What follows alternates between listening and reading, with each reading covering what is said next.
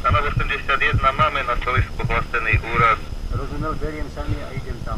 Úrazov na svahoch pribúda. Tatranská horská služba Dobrovoľný zbor zaznamenala vo februári rekordy. Zasahujú na Štrbskom plese, Bachledovej doline a v 2 strediskách Ždiary. Zlý bol už január. Mysleli sme si, že vo februári už to trošičku poľaví, ale bolo to presne naopak. Zaznamenali sme 192 úrazov. Ťažkých úrazov ubudlo, ale tie, čo boli, sa vymykali z normálu. 38-ročná Slovenka, ktorá vlastne si zlomila nohu, mala úraz chrbtice, úraz ruky, úraz hlavy a zlomila si 8 rebier. Takže vlastne to bol úraz, ktorý aj 40 rokov fungujúci záchranár povedal, že takú kombináciu ešte nemal. Problémom býva bezohľadnosť, rýchla jazda alebo aj schopnosti či skôr neschopnosti lyžiarov. Máte aj zlé skúsenosti?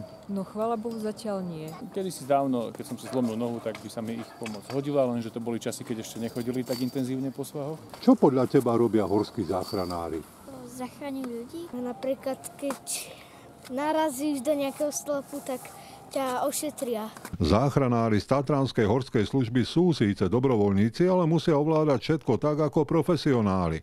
Za člena berú len človeka, ktorý v horách už pôsobí a aj tak musí ešte absolvovať kurzy. Letný horolezecký kurz, zimný kurz, kurz záchrany na lyžiarskych svahoch. Aktuálne sa dobrovoľníci obávajú o budúcnosť. Novela zákona o horskej službe by mala výrazným spôsobom obmedziť ich činnosť. Za posledných 20 rokov vnímame postavenie našich dobrovoľných záchranárov občianskych združení nie také, ako by si zaslúžili. Z Vysokých a Belianských Tatier Jožo Kubáni, televízia Joj.